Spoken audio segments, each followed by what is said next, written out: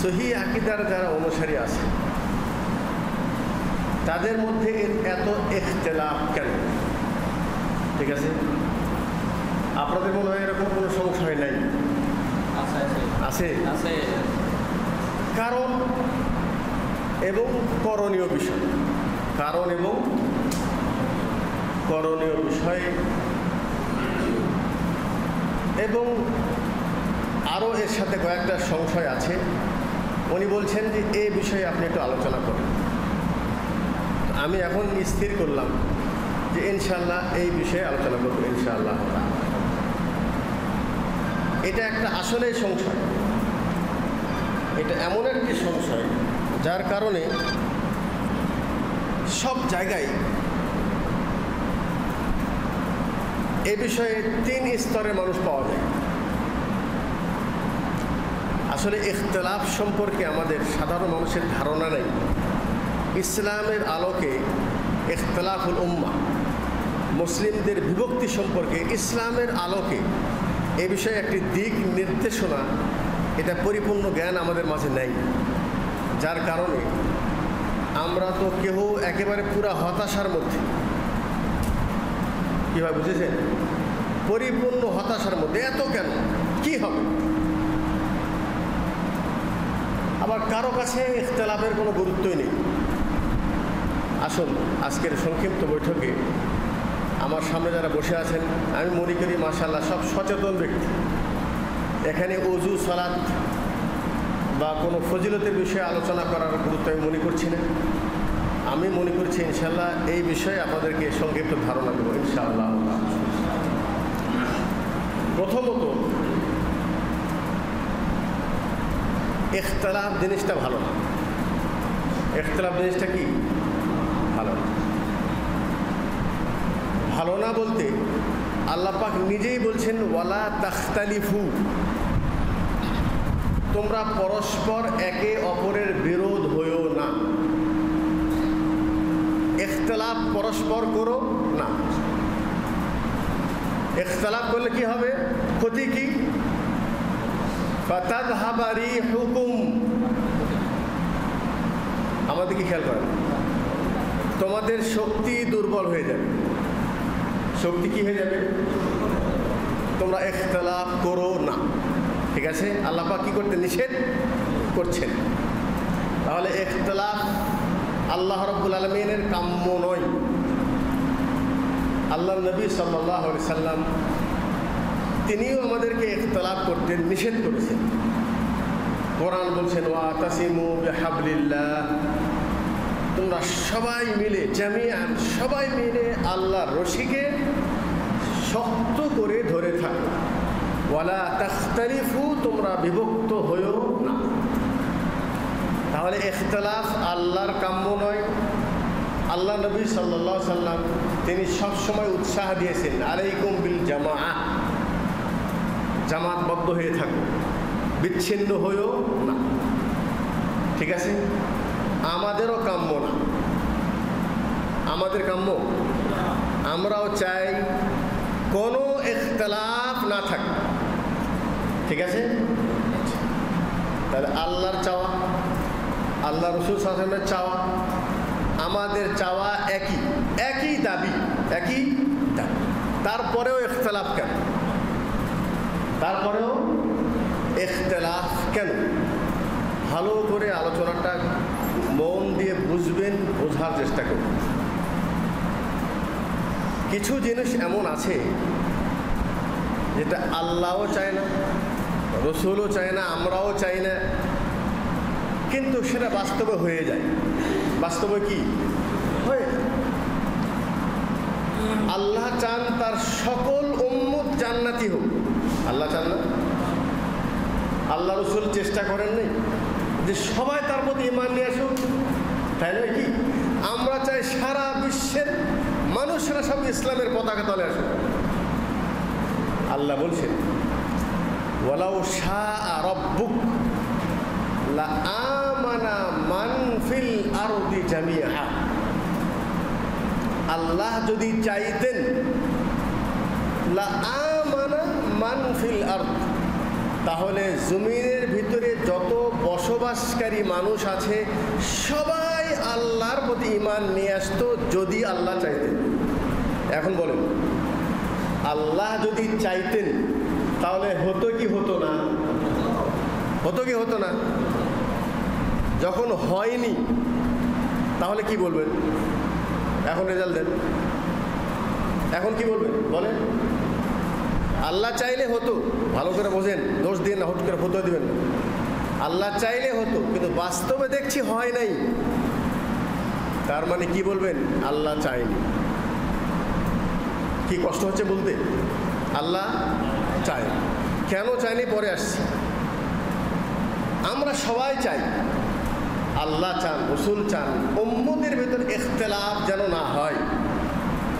খুলুন সূরা হুদ 118 নম্বর আয়াত, নোট করে রাখবেন। আল্লাহ পাক বলছেন, ওয়ালাউ শাআ রাব্বুক লাজালান নাসা উম্মাতান ওয়াহিদা। আল্লাহ যদি চাইতেন, লাজালান নাস, আল্লাহ তাআলা বানিয়ে দিতেন সমস্ত মানুষদেরকে উম্মাতান ওয়াহিদা, এক দলের উম্মত। ওয়ালা ইয়াজালুনা মুখতালিফিন, তারা কোনো ক্রমেই বিভক্ত হতো না, হতো না, হতো না। কথা বুঝে আসলো? বাস্তবে কি হয়েছে কি হয় নাই? বাস্তবে ইখতিলাফ হয়ে গেছে।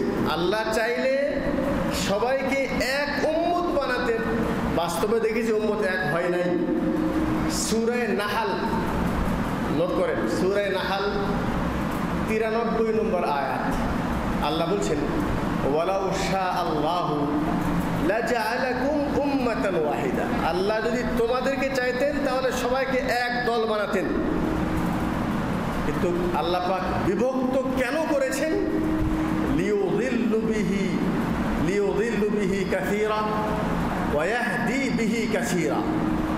আল্লাহ পাক ইখতিলাফ এই জন্য করেছেন যে এক দলকে আল্লাহ হেদায়েত দিতে চায় আর আরেক দলকে আল্লাহ পাক পথভ্রষ্ট করতে চায়। রেজাল্ট পাওয়া গেল? মনে হয় বুঝে আসে। দেখুন, ইখতিলাফ তো হবেই। সবাই যদি এক ইমানদার হয়, সবাই যদি এক দলের অন্তর্ভুক্ত হয়, তাহলে সবার ঠিকানা কোথায় হবে? কোথায় বলেন? আর জাহান্নামে কে থাকবে? কে থাকবে জাহান্নামে? আল্লাহ নবী সাল্লাল্লাহু আলাইহি ওয়াসাল্লামকে জিজ্ঞাসা করা হয়েছে, জান্নাতীর তুলনায় জাহান্নামের সংখ্যা কত? তিনি কি বলেছেন? কারো জানা আছে? বলেন। 1000-এর মধ্যে 999 জন জাহান্নাম, আর একটা যাবে জান্নাত। কথা বুঝে আসেনি? আচ্ছা, এখন যেটা খোলাসা সারমর্ম সেটা হলে ইখতিলাফ আল্লাহও চান না, কিন্তু তারপরেও যখন ইখতিলাফ হয়েছে তাহলে বুঝতে হবে আল্লাহ এটাই চান, আল্লাহ এটাই চান। এই ইখতিলাফের মাধ্যমে আল্লাহ পাক এর মধ্য থেকে কাউকে জান্নাতি করবেন আর কাউকে জাহান্নামে করবেন। ঠিক আছে? আল্লাহ নবী সাল্লাল্লাহু আলাইহি সাল্লাম তিনি ভবিষ্যৎবাণী বলে দিয়েছেন। আচ্ছা, তিনি যেটা ভবিষ্যৎবাণী বলেছেন সেটা বাস্তবে ঘটবে কি ঘটবে না? কোনো সন্দেহ আছে? তিনি বলছেন, ফাইন্নাহু মান ইয়াইশ মিনকুম ফাসায়ারা ইখতিলাফান কাসীরা। তোমরা যারা আমার পরে জীবিত থাকবে, আমার দুনিয়া থেকে চলে যাওয়ার পর যারা জীবিত থাকবে, ইয়ারা ইখতিলাফান কাসীরা, তোমরা মতবিরোধের মধ্যে পড়ে যাবে, মতবিরোধের মধ্যে পড়ে যাবা। ঠিক আছে? আল্লাহ রাসূল বললেন, তাহলে সেটা হবে কি হবে না? তিনি বলে যাচ্ছেন যে আমার ইন্তেকালের পরেই তোমরা কি হবে? মতবিরোধ হবে। আচ্ছা, ওনার জীবন দশায় মতবিরোধ হয়নি? হয়েছে। মতবিরোধ হয়েছে, সমাধান তিনি দিয়েছেন। ঠিক আছে? তায়াম্মুম কিভাবে করব, কখন করব, ইখতিলাফ হলো। তার সাথে ওমর, আম্মার, বড় জলিল কদর সাহাবী, একজন বলছে যে ওযু করলে তায়াম্মুমের দরকার হলে ওযু করা যাবে, গোসলে তায়াম্মুম হবে না। আর একজন বলছে না, ওযু করলে তায়াম্মুম করতে হবে এইভাবে, আর গোসল করলে পুরাটা গা মাটি দিয়ে মাখতে হবে, এটা হলো গোসল তৈরি। ইখতিলাফ আসলো আল্লাহ রাসূলের জীবন দশায় ওনার কাছেই।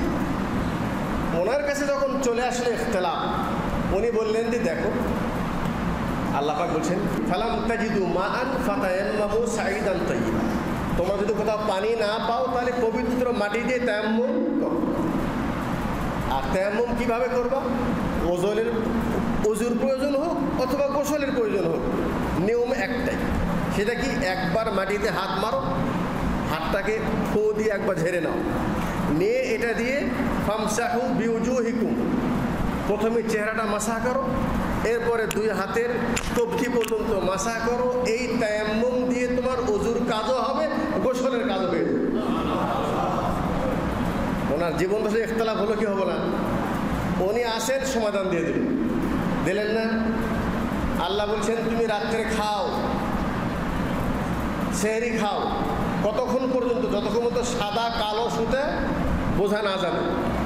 আদি বিন হাতিম সাহাবি রাত্রে শুচ্ছে, কালো আর সাদা সুতে সাথে নিয়ে ঘুমাচ্ছে, যতক্ষণ দেখা যাবে খাতেই আছে। এটা কি পার্থক্য করা সম্ভব? সকাল হয়ে গেছে, বুঝি না রাসূলুল্লাহ, আমি তো খেতেই আছি, তার সময় আসে মনে করে, এদিকে কালো আর সাদার মধ্যে পার্থক্য বুঝতেছি না, এদিকে সকাল হয়ে গেছে। বলছে তুমি বুঝতে ভুল করিস, উদ্দেশ্য এই সুতা নয়, উদ্দেশ্য হলেই ওই শোবে সাদেকের যে কালো আর সাদা রেখা আসমানে দেখা যায়, ওটা হলো কালো আর সাদা সুতা। বুঝে আসলো? আল্লাহ রসুল আছেন, কোরআন সামনে, বুঝতে কিন্তু ইখতিলাফ হলো না? উনি একটা বুঝলেন, আমি আরেকটা বুঝলেন। উনি আছেন, সমাধান দিলেন। সমাধান দেওয়ার পর যদি আপনি বলেন না আমি যেটা বুঝেছি সেটাই মানব, এই ইখতিলাফটা ক্ষতি। এই ইখতিলাফটা কি ক্ষতি? ওনার কাছে আসলো, সমাধান দিয়ে দিলেন, আর কোনো ইখতিলাফ নেই। উনি যখন ইন্তেকাল করবেন তখন তো উনি বলে দিয়েছেন ইখতিলাফ হবে, তখন সমাধান কি হবে?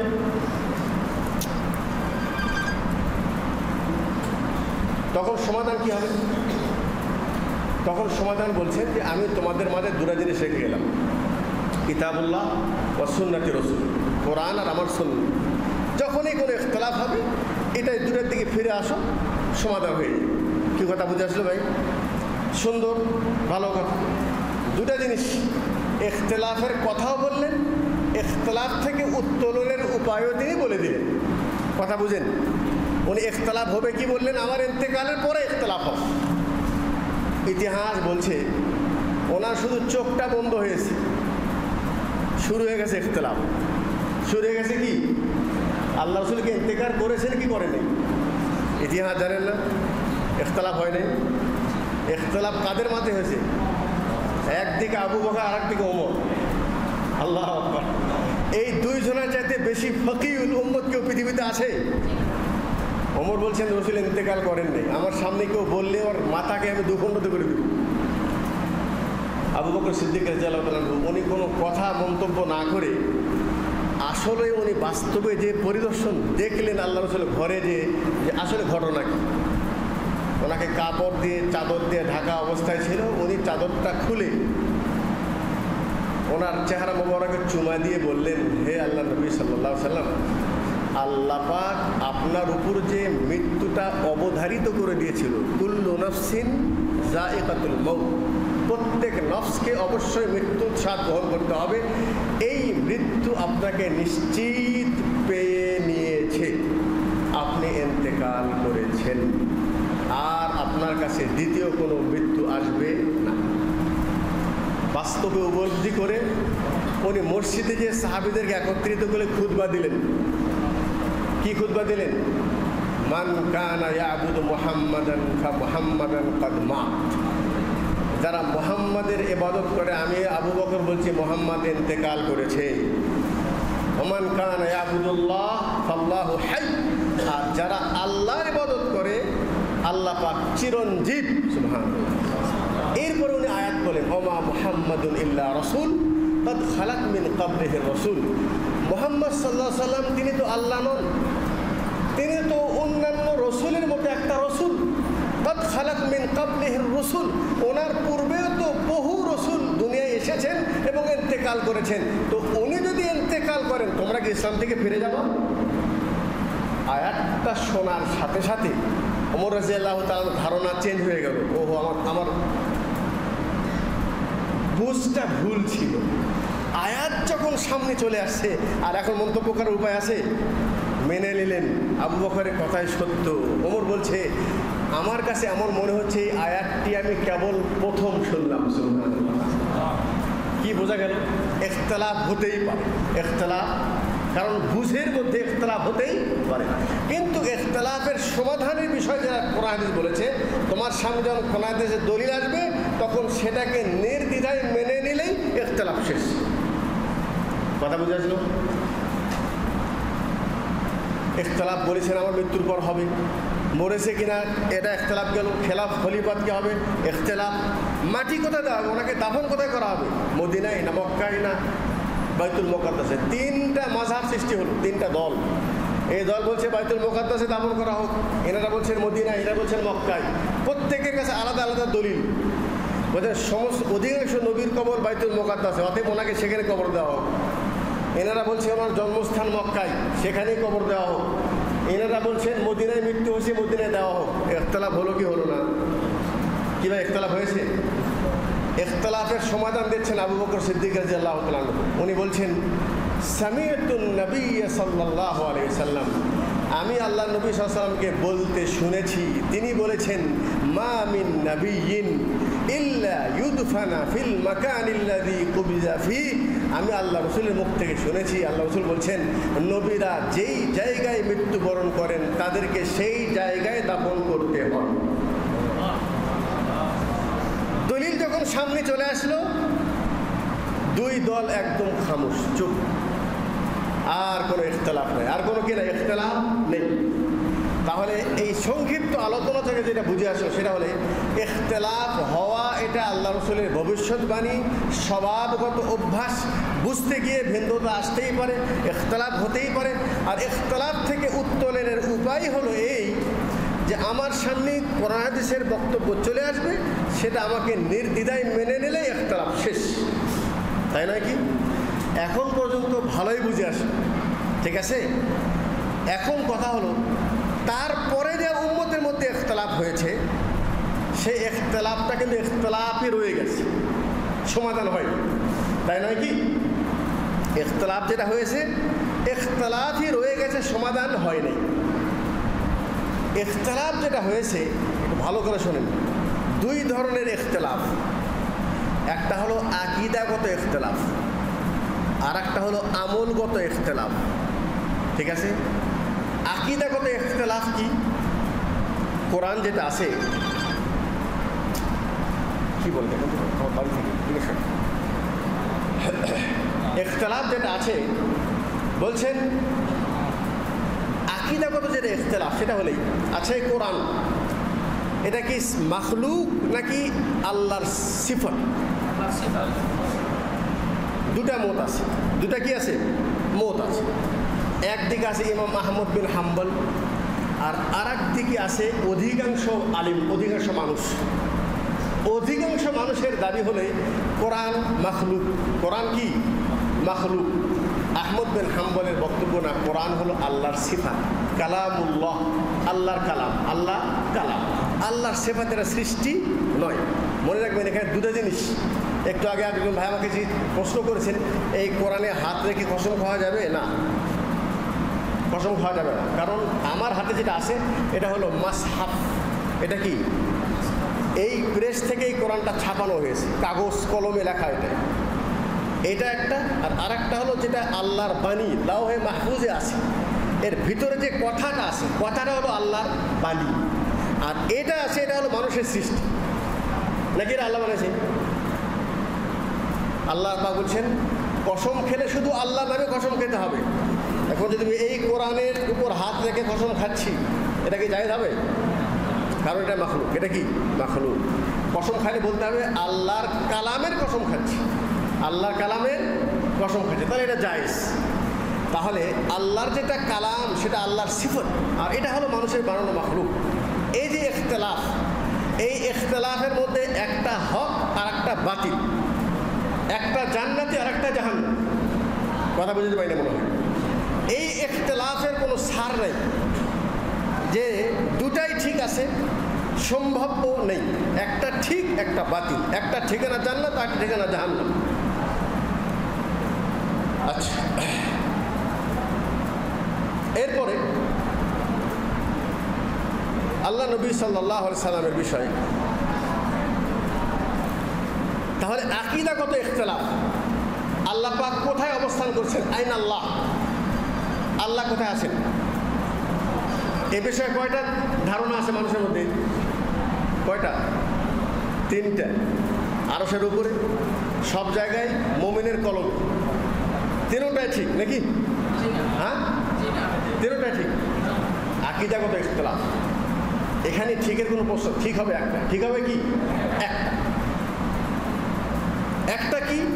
যে একটা সাপোর্ট করবে কোরআন, আর রহমানু আলাল আরশি ইস্তাওয়া, এটাই সঠিক, আল্লাহ পাক আরশের উপরে আছেন। বাকি দুটা বাতিল। তাহলে আকীদাগত ইখতিলাফ আর আমলগত ইখতিলাফ দুটার মধ্যে পার্থক্য আছে।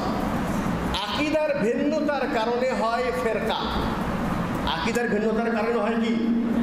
ফেরকা হয়। এই ফেরকার মধ্যে একটি ফেরকা জান্নাতে আর বাকি সবগুলি ফেরকা জাহান্নামে। ভালো করে বুঝে বুঝে আমার সাথে চলেন।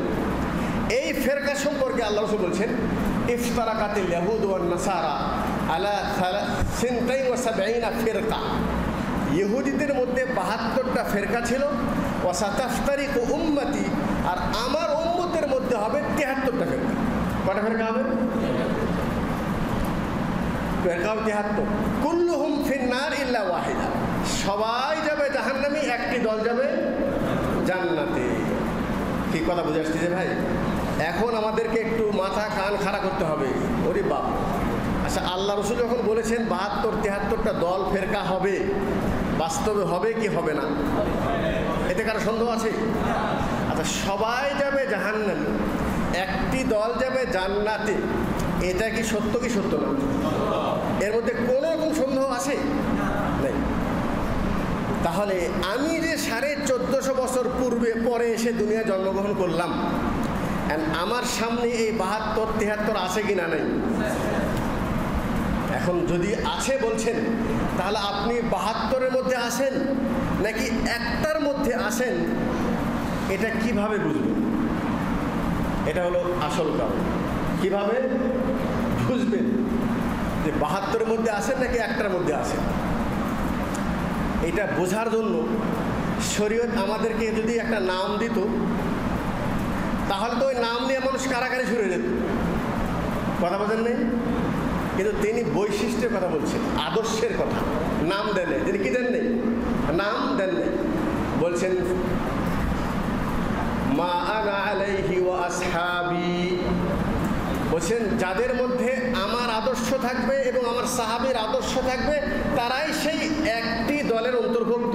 আর যাদের মধ্যে আমার সাহাবীর আদর্শ থাকবে না, তারা হলো 72-এর মধ্যে। ঠিক আছে? কি কথা ঠিক আছে? এই পর্যন্ত বুঝে আসলো, তাই না? তাহলে এখানে কি নাম বলেছেন আল্লাহ রাসূল? নাম বলেছেন? আদর্শের কথা বলছে, আদর্শের কথা বলছে। এখন কথা হলো, যেহেতু নাম বলেন নাই, সেহেতু এখন অনেক নাম বাজারে বের হয়েছে। কেউ বলেছে আমরা আহলুল কোরআন, কেউ বলে কি আমরা আহলে কোরআন, কেউ বলছেন আমরা আহলে হাদিস, কেউ বলছেন আহলুস সুন্নাহ ওয়াল জামা, কেউ বলছেন সুন্নি, কেউ বলছেন জান্নাতি। বহুজন বহু রকম নাম এখন বিরাজ করছে। ঠিক আছে না? এখন কথা হলো, আমরা কিভাবে বুঝবো, কিভাবে চিনবো যে কোন দলটি সেই একটি দলের অন্তর্ভুক্ত? জি, আল্লাহ নবী সাল্লাল্লাহু আলাইহি ওয়াসাল্লামের ইন্তেকালের 200 বছর পর 4 ইমামের একজন গুরুত্বপূর্ণ ইমাম আহমদ বিন হাম্বল রাহিমাহুল্লাহ, ওনাকে জিজ্ঞাসা করা হয়েছে, আচ্ছা আপনার যুগে, আপনার দৃষ্টিকোণ থেকে বলুন যে আল্লাহ রাসূল যে বললেন 72 দল যাবে জাহান্নামে আর একটি দল যাবে জান্নাতে, আচ্ছা আপনি বলুন সেই একটি দল তার কি কোনো নাম আছে? তারা কারা? এটা কাকে প্রশ্ন করা হয়েছে?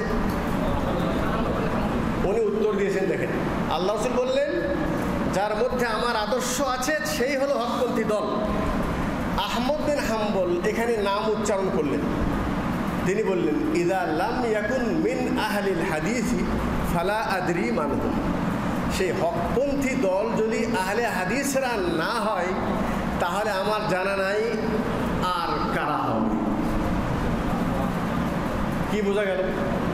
আল্লাহ রসুল নাম বলেন নাই, আহমদ বিন হাম্বল কি বললেন? নাম বললেন। আপনাদের বহু মানুষের প্রশ্ন, আচ্ছা আহলে হাদিসের নাম এটা কোত্থেকে আসলো? আবার আহলে হাদিসের মধ্যে অনেকগুলি নাম, জামাতে আহলে হাদিস, জমিয়তে আহলে হাদিস আন্দোলন, কি ভাই আছে কি নেই?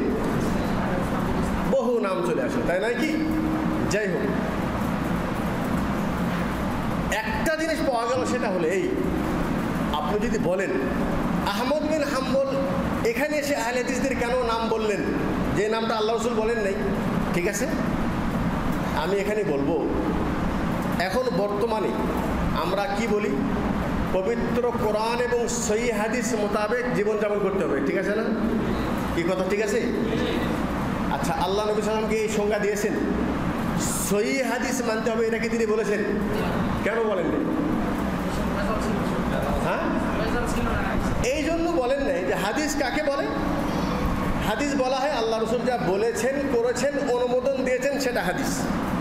উনি জীবিত আছেন, বলছেন হাদিস, করছেন হাদিস, অনুমোদন দিয়েছেন হাদিস।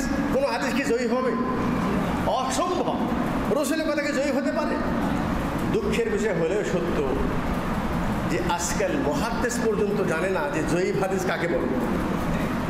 এখনকার যুগে বড় বড় মুহাদ্দিস 50 বছর বুখারী পড়ার পরও তারা কিভাবে কথাটি বলে জয়ীফ হাদিস হলে আমল করা যাবে না, সেটাও তো রসুলের হাদিস।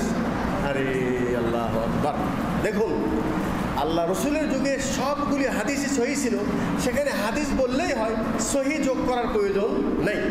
কিন্তু ওনার ইন্তেকালের পরে সবগুলি সহি হাদিস যে এরকম এক কিতাবে লেখা ছিল তা নয়, মানুষের সিনাই সিনাই ছিল। হাদিস সারা পৃথিবীতে ছড়ে গেছে, সাহাবিরা দাওয়াত নিয়ে ছড়ে গেছেন, হাদিসও ছড়ে গেছে। এক এক সময় সাহাবি মারা যাচ্ছেন, তাবি মারা যাচ্ছেন, হাদিসও দুনিয়া থেকে চলে যাচ্ছেন। ইমাম মুহাদ্দিসগণ চিন্তা করলেন, এইভাবে মানুষ যদি মারা যায়, পর্যায়ক্রমে মুহাদ্দিস চলে যাবে, হাদিস চলে যাবে, এক সময় হাদিস শূন্য হয়ে যাবে। ওনারা কি করলেন? হাদিসটাকে সংরক্ষণ করার চেষ্টা করলেন। চলে যাচ্ছেন, কোথায় আছে হাদিস? যেখানে হাদিস সেখানে সফর করছেন, করতে করতে দেখা যাচ্ছে ইমাম বুখারী রাহিমাহুল্লাহ প্রায় 7 লক্ষ হাদিস একত্রিত করেছেন। কতগুলো? 7 লাখ। যখন দিনে এত হাদিস কেন? হাদিস দেখছে কোনোটা কোরআনের বিরুদ্ধে, কোনোটা হাদিস সহিহ হাদিসের বিরুদ্ধে, পরস্পর বিরোধ। তখন হাদিস গ্রহণের নীতিমালা তৈরি করলেন। যারা হাদিস বলছে এদের অবস্থা কি? কারো দেখছি এর কথা বলতে ভুল বলে, আকীদা ঠিক নেই, মিথ্যা কথা বলে, ভুলে যায়। মুহাদ্দিস বলছে এই লোকদের হাদিস গ্রহণ করা যাবে না। এই সূত্রে যখন হাদিস যাচাই করা শুরু করলেন, তো কোথায় কোথায় 7 লাখ 6 লাখ হাদিস, 6 লক্ষ হাদিস থেকে মাত্র 7,000 কিন্তু হাদিস বুখারীতে উনি নিয়ে আসছিলেন, আর বাকি সবগুলি হাদিস কী করলেন? ছেড়ে দিলেন। তার মানে ওই যুগে এসে হাদিসের মধ্যে জয়ীফ, জাল, বানাওয়াট হাদিস ঢুকে গেছে, ঠিক আছে? কি বিশ্বাস করেন না? আচ্ছা, একটা হাদিস শোনেন নেই, উতলুবুল ইলম ওয়ালাউ কানা বিসসিন। তুমি ইলম অর্জন করতে যাও চীন যেতে গেলেও, আচ্ছা হাদিসটা সহিহ, হাদিসটা জয়ীফ, হাদিসটা মৌজু, বানাওয়াট। আর যে বানাওয়াটের প্রত্যক্ষ সেটা দলিল, সেটা হলো এই যে যদি ওই ব্যক্তি বুদ্ধিমান হতো হাদিস বানাওয়াটকারী, তাহলে বলতো যে তুমি ইলম অর্জন করতে মদিনায় যেতে গেলে তারপরেও যাও, কিন্তু তাও ইলম অর্জন করো। এটা যদি বলতো, তারপরেও এটা সমাজে চলতো। যেটা আল্লাহ বলছেন মদিনা থেকে ইলম চালু হয়েছে, আবার মদিনার দিকেই ফিরে যাবে। এখন যেটা জাল হয়, মেড ইন চায়না হয়, ওটা দেখতেই বোঝা যায় এটা মেড ইন চায়না, ফিনিশিং নাই কাজের মধ্যে, ঠিক আছে? তো যেহেতু বলছে চায়না যাও, তো চায়নায় কে ইলম আছে না ভাইরাস আছে, করোনা ভাইরাস, তো ওখানে ইলম শিখতে কেন যাবো? ওখানে কথা বলেন নেই। তার মানে কি? অথচ এই হাদিস আমাদের দেশে একেবারে মানে সবার মুখে আছে। নবীকে যদি সৃষ্টি না করা হয়, তাহলে আল্লাহ পাক পৃথিবী সৃষ্টি করতেন না। এমন কোনো খতিব কম আছে তার খুতবার শুরুতে এটা বলে না, দরুদ ও সালাম ওই নবীর প্রতি বর্ষিত হোক, যাকে সৃষ্টি না করে আল্লাহ পাক পৃথিবী সৃষ্টি করতেন না। এটা কি হাদিস জয়ী? হাসান মনে হয়। ইমাম ইবনুল কাইয়্যিম তার কিতাবুল মওযুআতে বলছেন মওযু বানাওয়াট কথা এবং কোরআনের বিরুদ্ধে, কোরআনের একদম সংঘর্ষ হাদিস। সূরা যারিয়াত 56 নম্বর আয়াত কি, আমি জিন এবং মানুষকে আমার ইবাদতের জন্য সৃষ্টি করেছি, আর এই হাদিস বলছে আল্লাহর নবীর জন্যই পৃথিবী সৃষ্টি করেছে। কি কথা হলো? তার মানে কি? তার মানে হলেই আল্লাহ রসুলের যুগে সব হাদিস ছিল সহি, সেখানে সহি যোগ লাগানোর প্রয়োজন নেই। কথা বুঝে আসলো? যখন জয়ীফ হাদিস পাওয়া যাচ্ছে তখন জয়ীফটাকে বোঝার জন্য আমাকে সহি লাগাতে হচ্ছে। এটা জয়ীফ, এটা সহি। এই লাগানোটা কি দোষারোপ কিছু? এটা কি কোনো একটা, এটা কি একটা কোনো একটা মানে ইখতিলাফের কারণ? এটা অযৌক্তিক কিছু? কথা বলে অযৌক্তিক কিছু? আচ্ছা, এটা যখন মেনে নিলেন, এখন বলেন আল্লাহ রসুল সাল্লাল্লাহু আলাইহি ওয়াসাল্লাম বলেছেন, একটু খেয়াল করেন, আমুরুকুম বিখামসিন, আমি তোমাদেরকে 5টা জিনিসের নির্দেশ দিচ্ছি। নাম্বার 1 কি? আলাইকুম বিল জামাআহ, তোমরা জামাতবদ্ধ হয়ে জীবনযাপন করো। ঠিক আছে? এখন বলেন আল্লাহ নবী সাল্লাল্লাহু আলাইহি ওয়াসাল্লাম যখন তিনি জামাতবদ্ধ জীবনযাপন করার নির্দেশ দিচ্ছেন তখন কোন জামাতটি ছিল, সেই জামাতের নাম কি? এখন বলেন, বলেন বলেন কোন জামাত ছিল তখন? হ্যাঁ, না, আল্লাহ, অবশ্যই জামাত ছিল। এটা কেমন কথা? জি ভাই, মুসলমানদের জামাত, মুসলিমদের জামাত। ঠিক আছে, মুসলিমদের জামাত ছিল, একটি জামাত ছিল। আল্লাহ রসুল সাল্লাল্লাহু আলাইহি ওয়াসাল্লাম বলছেন তোমরা সেই এক জামাতের অন্তর্ভুক্ত হয়ে থাকো, বিভক্ত হয়েও না। কথা বুঝে আসলো? আর এখন যে আমি হাদিস বলছি যে আমুরুকুম বিখামসিন, মানে তুমি আহলে হাদিস আন্দোলনের সাথে থাকো, এখন তুমি বলবে এই তো সমস্যা। আল্লাহ রসুলের যুগে কি আহলে হাদিসের আন্দোলন, আহলে হাদিস আন্দোলন নাম ছিল? আপনি হাদিসে তো অপব্যাখ্যা করছেন ভাই। আল্লাহ রসুল যখন এই জামাতবদ্ধ জীবনযাপনের কথা বলছেন তখন তো আন্দোলন ছিল না, তখন তো মুসলমানের জামাত ছিল। এখন আপনি আন্দোলনের দিকে হাদিস নিয়ে যাচ্ছেন, ওই জমিয়তের দিকে হাদিস নিয়ে যাচ্ছে। কি আপনার সংশয় আছে কি না? নাই? আছে কি? আচ্ছা, তাহলে বলুন আল্লাহ রসুলের যুগে কি কোনো ফেরকা ছিল? ফেরকা ছিল? যারা ছিল সবাই মুসলমান। ফেরকা হয়েছে অনেক পরে। ফেরকা হয়েছে কি অনেক পরে। কারা হয়েছে, কেন হয়েছে, এটা একটু পরে বলবো ইনশাল্লাহ। ফেরকা যখন হয়েছে, ফেরকা তারা কিন্তু ইহুদ নাসারা না, ভালো করে বোঝেন। ইসলামের সর্বপ্রথম ফেরকা, ভালো করে শোনেন, ইসলামের সর্বপ্রথম ফেরকা যেটা হয়েছে সেটা হলো মুসলমানদের মধ্যে যারা আকীদা এবং আমলের দৃষ্টিকোণ থেকে একেবারে বেশি সলিড হতে যাচ্ছে। ভালো করে বোঝেন, কি হতে যাচ্ছে? বেশি সলিড এবং বেশি সহি। ঠিক আছে, বেশি সলিড এবং বেশি সহি। আমার মনে আলোচনা বুঝতে পারছেন না? আচ্ছা, মুসলমান মানে কি? তার ঈমান ঠিক থাকবে, আমল করবে, সেই তো মুসলমান। কাবিরা গুনাহ করা এটাকে মুসলমানদের জন্য সাজে? মিথ্যা বলা মুসলমানদের জন্য উচিত না। জিনা করা কি মুসলমানদের উচিত? কথা বলেন, উচিত না। সেই অতি সহি মানুষেরা বলছে আমরা জিনা করব না, আমরা জিনা করি না, মিথ্যা বলি না, মদ খাই না, হারাম খাই না। আর বলে দিচ্ছি যারা জিনা করবে, যারা মিথ্যা বলবে, যারা হারাম খাবে তারা মুসলমান না। তারা অতি সহি না? কথা বলে অতি সহি না? তারা বলছে কখনো না, তারা জাহান্নামী, তাদের রক্ত হালাল, তাদেরকে হত্যা করা হালাল। তারা কিন্তু শুধু সহি না, একেবারে অতি সহি, ওভারটিক, বেশি সহি। আচ্ছা, এখন দেখুন আল্লাহ নবী সাল্লাল্লাহু আলাইহি ওয়াসাল্লাম তিনি পথভ্রষ্ট দল সম্পর্কে যত মানে কঠিন কথা বলছেন, একটু ভালো করে শোনেন, একটু ভালো করে বোঝার চেষ্টা করবেন। আপনি কোথায় আছেন দেখুন, যত কঠিন কথা বলছেন, এই অতি ভালো যারা হতে যাচ্ছে তাদের বিষয়ে যত কঠিন কথা বলছেন, এত কঠিন কথা ইহুদ নাসারা সম্পর্কে বলেন।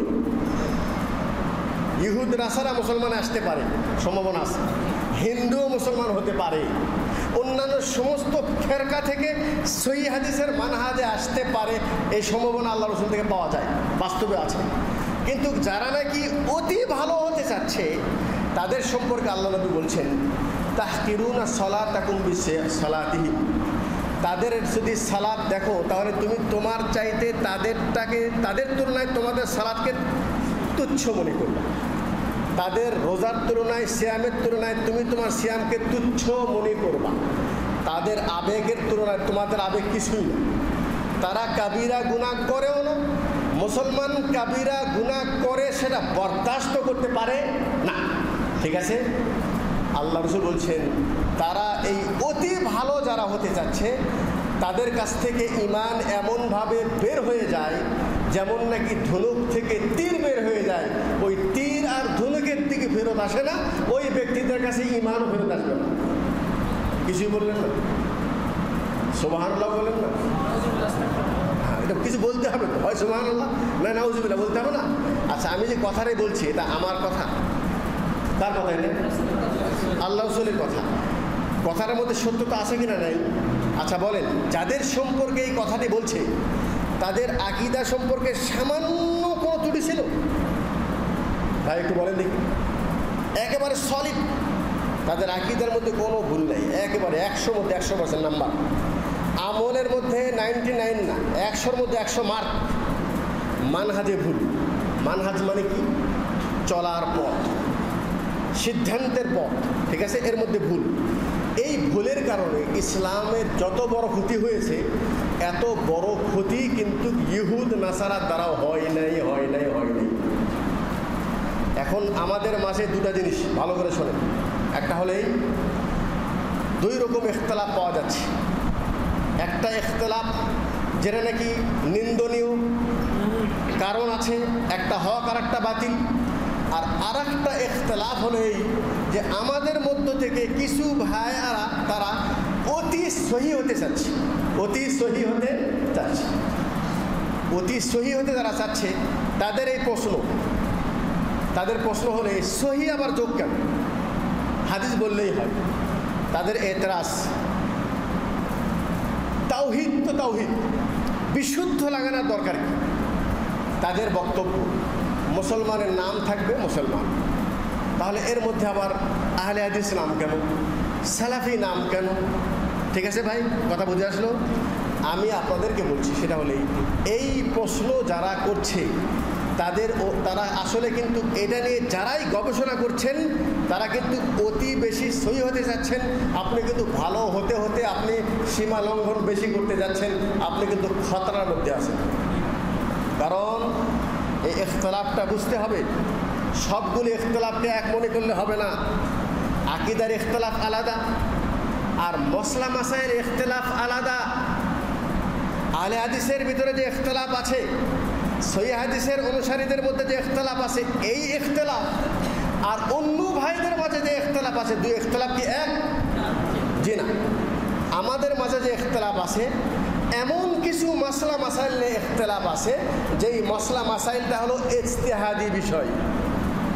ভালো করে বোঝেন, কি বিষয়?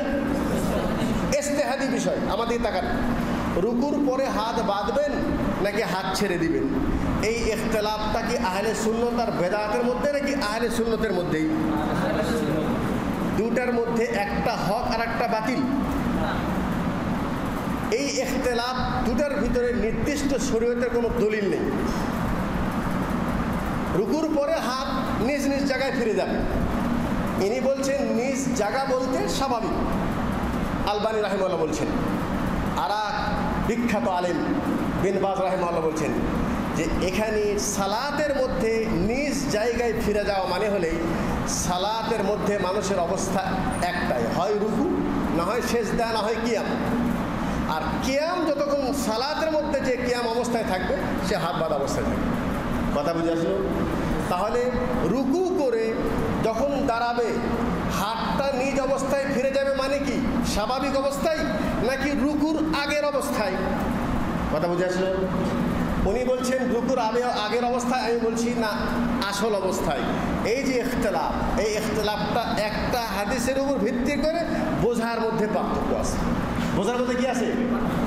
এই ইখতিলাফ মানতে যে আপনার ভিতরে যদি সংকীর্ণতা আসে, ভালো করে বোঝেন, আপনার ভিতরে যদি এই ইখতিলাফটা মানতে কষ্ট হয় যে এই ইখতিলাফ কেন, তাহলে আপনি খতরার মধ্যে আছেন, আপনি ঠিকের মধ্যে নেই, লাল দাগের উপরে আছেন আপনি। ইখতিলাফ হতেই পারে, আবু বকর ওমরের মধ্যে ইখতিলাফ হয়েছে, এটাও ইখতিলাফ হতে পারে, অসম্ভব কিছু না। বুঝের মধ্যে ইখতিলাফ, ইজতিহাদ চলবে, এটা অসম্ভব কিছু নেই। হ্যাঁ, আপনি কি করবেন? আপনি তার বক্তব্য শোনেন, আমার বক্তব্য শোনেন।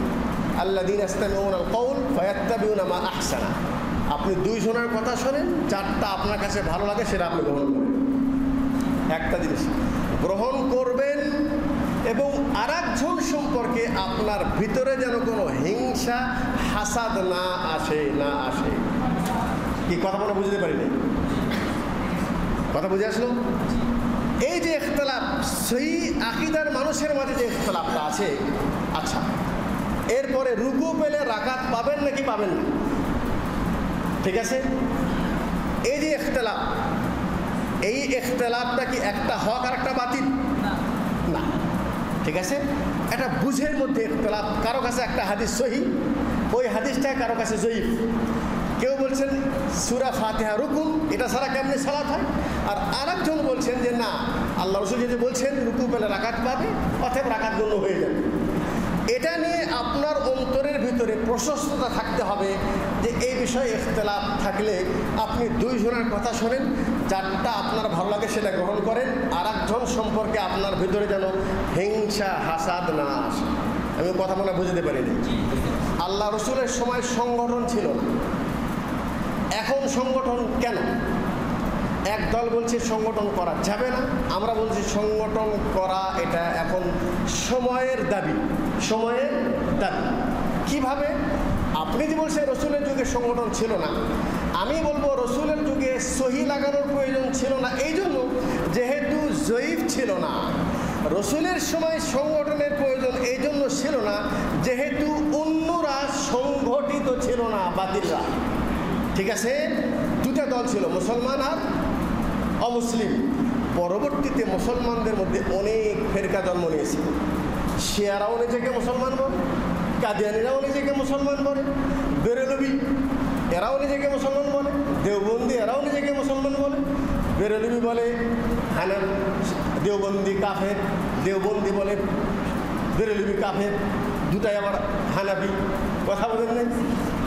চরমোনাই রাস্তায় নেমে যায়, দেওয়ানবাগি কাফের, অমুসলিম ঘোষণা করা হোক। দেওয়ানবাগি কি বলে? চরমোনাই কাফের, বাকি মুসলমান ঘোষণা করা হোক। এও হানাফি, এও হানাফি। কি কথা বুঝে আসলো? তাহলে এই যে পরবর্তীতে মুসলমানরা তাদের যে ইখতিলাফটা রয়েছে, তাদের মধ্যে যে ইখতিলাফটি রয়েছে, এই ইখতিলাফটা কিন্তু বহু দলে মুসলমান যেহেতু বিভক্ত হয়েছে, সবাই নিজেকে মুসলিম বলে দাবি করে, সেহেতু আমার একটা পরিচিত নাম যদি আমি নিজেকে দেই তাহলে এতে দোষ কিছু নয়। দোষ কিছু কি নাই? আচ্ছা বলেন দেখি, বাজারে দুই রকম পানি আছে। একটা হলো বিশুদ্ধ, আমরা পানি কিনি, মাম পানি আছে, মাম পানি মানে মাম পানির উপরে কি একটু বিশ্বাস আছে, মনে হয় কোম্পানিটা ভালো। আরও ভেজাল কোম্পানি বহু আছে, কিন্তু সব কোম্পানির উপরে কিন্তু বিশুদ্ধ পানি লেখা আছে, লেখা নেই। তাহলে অবিশুদ্ধ পানিতে যদি বিশুদ্ধ লিখতে পারে, তাহলে আমার সলিড কোম্পানির পানিতে আমি যদি বিশুদ্ধ পানি লিখি তাহলে এরকম অপরাধ? জি। এখানে মুসলমানরা সবাই নিজেকে মুসলিম বলছে, অথচ কবর পূজারি মুসলমান বলছে, পীর পূজারি নিজেকে মুসলমান বলছে। এখানে কে হক আর কে বাতিল সাধারণ মানুষ বুঝতে পারে না। অতএব আল্লাহ রসুল যে আদর্শের কথা বলেছেন, যারা আমার আদর্শ সাহাবীর আদর্শ থাকবে তারাই হকপন্থী। ওলামায়ে কেরাম বলছেন তাদের একটা নাম আছে আহলুল হাদিস। কোথাও আহলে হাদিস, কোথাও আনসারুস সুন্নাহ, কোথাও মুহাম্মাদি, কোথাও সালাফি, যে যেই নামে এরা বলুন না কেন, কোথাও আহলে হাদিস আন্দোলন, কোথাও জমিয়তে আহলে হাদিস, কোথাও জামাতে আহলে হাদিস। সম্মানিত ভাই, এই আমাদের নিজেদের মধ্যে পরস্পর যে ইখতিলাফ আছে, এই ইখতিলাফটা কিন্তু আকীদাগত ইখতিলাফ নয়। এই ইখতিলাফ একজন হক আর একজন বাতিল, এই ইখতিলাফ নয়। আমাদের ইখতিলাফটা হলো পরস্পর ইখতিলাফ।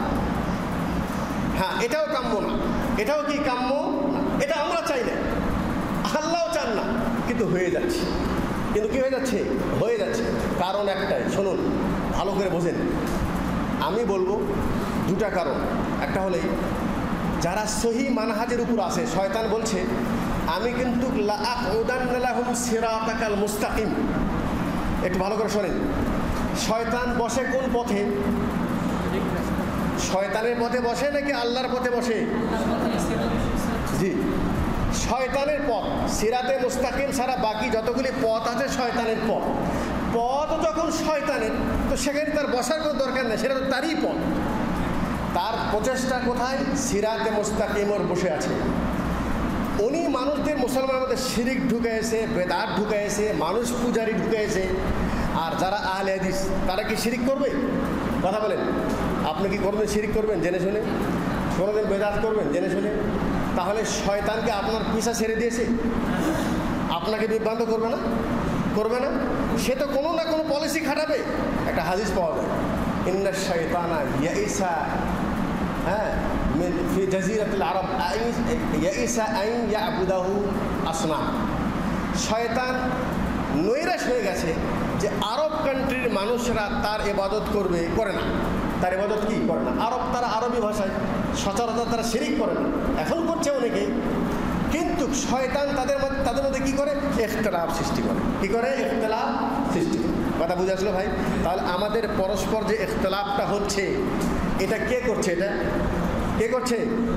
শয়তান করছে। নিঃসন্দেহে শয়তান করছে। কারণ শয়তান আমাদের মধ্যে শিরিক ঢুকাতে পারবে না, বেদাত ঢুকাতে পারবে না, কিন্তু সে তো একটা কিছু করবে, সেই করাটা আমাদের মাঝে ইখতিলাফ করে দিয়ে আমাদেরকে দুর্বল করতে চাচ্ছে, দুর্বল করতে চাচ্ছে। এখন এই দুর্বলতা থেকে আমাদেরকে কাটিয়ে উঠতে গেলে কি করতে হবে? কথা বুঝে আসলো না? শয়তান করছে, আমরা এই দুর্বলতা থেকে কাটিয়ে উঠতে চাই, কিভাবে করব? তাহলে আমাদেরকে একটা দলের অন্তর্ভুক্ত হতে হবে, ঠিক আছে না? একটা দলের অন্তর্ভুক্ত হবে। সেই দলটা কোনটা হবে? সেই দলটা আমাদের আহলে হাদিসের মধ্যে যত দল আছে, সব দল বলছে আপনারা আমাদের সাথে আসুন। আমরাও বলছি তোমরা সব আমাদের সাথে আসো। সবাই চাচ্ছি, হচ্ছে না। সবাই চাচ্ছি, হচ্ছে না। তবে একটা জিনিস মনে রাখবো, সেটা হলো এই, অন্যদের মধ্যে আলেমের ভক্তিটা একটু বেশি, আর আমাদের আহলে হাদিস ভাইদের মধ্যে আলেমদের ভক্তিটা একটু কম। হানাফি ভাইদের মাঝে অনেক যোগ্য ব্যক্তি আছেন, কিন্তু সবাই কিন্তু একজনকে একটা নেতা বলে মেনে আসছে। হেফাজতে ইসলামের আমির মুফতি শফি সাহেব, ওনার চাইতে অনেক যোগ্য ব্যক্তিও আছেন, কিন্তু ওনাকে যতদিন একজন নেতা হিসাবে মেনে আসছে, অতদিন কিন্তু তাদের মধ্যে একটা কমিউনিটি ছিল, ঠিক আছে? এখন ওই বেচারা এখন মরার পর্যায়ে চলে গেছে, এখন কিন্তু ওরা আবার কী হয়ে গেছে? মারামারি শুরু হয়ে গেছে। আমাদের মধ্যে যেটা সমস্যা, সেটা হলে আমি আখতার মাদানি, যতদিন আমার একটু পরিচিতি বেশি হয় নাই, অতদিন আমি কারো অধীনে আছি। যখন আমি স্বয়ংসম্পূর্ণ হয়ে যাচ্ছি, তখন আমি মাই কি হনু রে, ঠিক আছে না? তখন আর আমি কারো অধীনে থাকবো কেন? আমি তো নিজে স্বয়ংসম্পূর্ণ। কি কথা বুঝাচ্ছে ভাই? আমাদের ভিতরে উদারতার অভাব, আর আমরা প্রত্যেকেই মুফতি হতে চাই, প্রত্যেকেই লিডার হতে চাই, আর প্রত্যেকেই আমরা নিজেরাই মাতব্বর হতে চাই। এই মাতব্বরীর টানাটানি নিয়েই আজকে আমাদের মধ্যে এত বড় বিভক্তি। কিন্তু মনে রাখবেন, যোগ্যতা আলাদা জিনিস, আর নেতৃত্ব দেওয়ার যোগ্যতা আলাদা জিনিস। সমাজদিনী ভাই, আমি চাপাবাজি করে কোনো কথা বলা জীবনে বলি নাই, পছন্দ করি না। আমি এটা বলছি না, ব্যক্তিগতভাবে বলছি। এলমি যোগ্যতা একটা জিনিস, আর সাংগঠনিক মেধা আর একটা জিনিস। আপনি বাংলাদেশে যত আলেম আছে, একটা আলেমের একটা বই দেখেন, সাংগঠনিক ভিত্তিক বই, যে আপনি আপনার এই দেশে কিভাবে ইসলামী রাষ্ট্র কায়েম করবেন, এই বিষয়ে একটা বিশেষ একবারে মূল নীতি বই আকারে উপস্থাপন করেছে। একটা দেখেন, সমাজ বিপ্লবের ধারা, আমি সমাজটাকে কিভাবে পরিবর্তন করতে চাই, এই বইগুলি যদি আপনি গভীরভাবে পড়েন, আমি আল্লাহকে সাক্ষী রেখে বলছি, আল্লাহ আমাদের আমির জামাতকে হায়াত দারাজ করুন। আসলে ওনার মধ্যে সমাজ সংস্কারের যে চেতনা এবং মেধা আল্লাহ পাক দিয়েছেন, সেই মেধা কিন্তু কোরআন হাদিস পড়লেই যে সেই মেধা অর্জন করবে, এটা কিন্তু ঠিক না। ঠিক আছে ভাই, আমার কাছে হাদিসের অনেক জ্ঞান থাকতে পারে, কোরআন অনেক জ্ঞান থাকতে পারে, কিন্তু সমাজ সংস্কারের মেধা এটা একটা আলাদা মেধা। সেই মেধার দৃষ্টিকোণ থেকে আল্লাহ পাক ওনাকে মর্যাদায় অধিষ্ঠিত করেছে।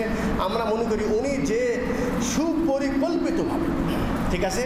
আর মনে রাখবেন, ইবনে তাইমিয়া রাহিমাহুল্লাহ বলছেন, তুমি তো হক চিনতে চাও, তাহলে দেখো যে কাদের সবচেয়ে বেশি মানুষ বিরোধিতা করছে, কাদের বেশি, কাদের সবচেয়ে কী হচ্ছে, বিরোধিতা বেশি করা হচ্ছে। আমার জানা মতে বাংলাদেশে যত দল আছে, আহলে হাদিস আন্দোলনের যত বেশি বিরোধিতাকারী আছে, অন্য কোনো দলের কিন্তু এত বিরোধী মানুষ নেই। তাহলে খোলাসায়ে কালাম সেটা হলো এই, নিজেদের মধ্যে যে ইখতিলাফটি রয়েছে, এই ইখতিলাফ আর অন্যদের সাথে যে ইখতিলাফ আছে, দুটাকে কিন্তু একাকার করার কোনো অবকাশ নেই। বা এই পর্যন্ত বুঝে আসছে আপনাদের? এটা কিন্তু আপনাদের মধ্যে উদারতা থাকতে হবে। এই নিজেদের মধ্যে ইখতিলাফটাকে যদি আপনি বড় আকারে দেখেন, আচ্ছা আর একটা সমসাময়িক ইখতিলাফের কথা বলি। আচ্ছা, এই দৃষ্টান্ত বজায় রেখে সালাত জামাতের সাথে হবে কি হবে না, ইখতিলাফ আছে কি নাই? কথা বলেন। মাস পরে সালাত জায়েজ হবে কি হবে না, ইখতিলাফ আছে কি না নেই? তাহলে এটা কি একটা হক আর একটা বাতিল? বুঝের পার্থক্য হতেই পারে। আপনার কাছে যেটা ভালো লাগে সেটা গ্রহণ করেন, কিন্তু আর একজন সম্পর্কে যেন আপনার ভিতরে কি না আসে, ঘৃণা না আসে। তাহলে আমার বক্তব্য সারমর্ম সেটা হলেই যে ইখতিলাফের ধরনটা বুঝতে হবে। ইখতিলাফ যদি আকীদাগত ইখতিলাফ হয়, তাহলে নিঃসন্দেহে সেই ইখতিলাফের সময় আপনাকে সহি আকীদার যারা অনুসারী তাদের অন্তর্ভুক্ত হতে হবে এবং তাদেরকে অবশ্যই খুঁজে বের করতে হবে। এটা হলো আপনার ঈমানের দাবি। কারণ আল্লাহ রাসূল বলছেন ৭২টা যাবে জাহান্নামী আর একটি দল যাবে জান্নাতি। আপনি জানার পরও, শোনার পরেও আপনি ৭২-এর মধ্যে আছেন নাকি একটার মধ্যে আছেন, এটা যদি আমার দাবিকে সে কেন্দ্র করে আপনি আমার সাথে ঘোরেন, তাহলে হবে না। আপনার জাগ্রত জ্ঞানে কাদের কাছে আল্লাহ রসুলের আদর্শ আছে, কাদের কাছে রসুলের সাহাবী আছে, কাদের আকীদা কোরআন হাদিস মোতাবেক আকীদা আছে, আপনি অবশ্যই তাদের অন্তর্ভুক্ত হবেন। এর মধ্যে যেন কোনো রকম ছাড় না, ঠিক আছে? আর যেই ইখতিলাফের ভিত্তিটা হলেই যে একদিকে হাদিস আছে আর একদিকে হলো আকল, বিবেক, তাহলে সেখানে আমাকে কি করতে হবে? কথা বল, কী করতে হবে? হাদিস গ্রহণ করতে হবে, বিবেককে ছেড়ে দিতে হবে। ইখতিলাফ আছে, একদিকে সহি হাদিস আর একদিকে জয়ীফ হাদিস, সেখানে আমাকে কী করতে হবে? সহি হাদিসটা গ্রহণ করতে হবে। অতএব আমাদের যেই ভাই সকলগুলি আমরা আজকে আমাদের ভিতরে একটা সংশয় কাজ করছে যে আহলে হাদিসের মধ্যে এত ইখতিলাফ কেন, মুসলমানদের মধ্যে এত ইখতিলাফ কেন, বিষয়টা কি আপনাদের ক্লিয়ার বুঝে আসছে? বুঝে আসছে ক্লিয়ার? এটা নিয়ে সংশয়ের কিছু নেই। ইখতিলাফ আমাদেরও কাম্য নয়, আল্লাহ রাব্বুল আলামিন তিনিও চান না, কিন্তু বাস্তবে ইখতিলাফ হবে, এটা সময়ের দাবি, সময়ের দাবি। তবে সবগুলি ইখতিলাফকে একাকার করে দেখার কোনো অবকাশ নেই। আমাদের মধ্যে থেকে কেউ কেউ আবার এই ধরনের বক্তব্য দেওয়ার চেষ্টা করেছেন যে ওই ৭২-এর মধ্যে নাকি আন্দোলন একটা, জমিয়ত একটা, অমুক একটা, অর্থাৎ নিজেদের মধ্যে যে ইখতিলাফ আছে, সহি মানহাজি ভাইদের মধ্যে যে ইখতিলাফ আছে, এই ইখতিলাফটা কি ৭২-এর মধ্যে ইখতিলাফের মতো? কথা বলেন। জি না, আমাদের মধ্যে ইখতিলাফ আছে, এটা হলো মসলা মাসাইলের ক্ষেত্রে ইখতিলাফ, কিন্তু এটা আকীদাগত ইখতিলাফ নয়, আকীদাগত ইখতিলাফ নয়। অতএব আমাদের মধ্যে এখন যেটা সংশয় সেটা হলেই যে আমরা অনেকেই বেশি পিওর হতে চাচ্ছি, বেশি সহি হতে চাচ্ছি। সেই সহি হতে চেয়ে আমরা অনেক সময় এমন ছোট ছোট বিষয় নিয়ে কানাকানি করছি, আপনি আশ্চর্য হয়ে যাবেন। রাজশাহীতে আমার বাসার পাশে দিয়ে একজন ব্যক্তি, ভালো করে শোনেন, একজন ব্যক্তি প্রত্যেক দিন হেঁটে যায়, গেঞ্জি পরে হেঁটে যাচ্ছে, দিনের মধ্যে কয়েকবার হেঁটে যাওয়া দেখি। আমি একদিন সালাম দিয়ে বললাম, ভাই আপনি যে এই রাস্তায় দেখে অনেক দূর হেঁটে যান প্রত্যেকদিন, আমাকে ডায়াবেটিস নেই? বলছে না, ডায়াবেটিস না, আমি আসলে ওই কি মসজিদে নামাজ পড়তে যাই। কেন? ওনার বাড়ির পাশে মসজিদ আছে।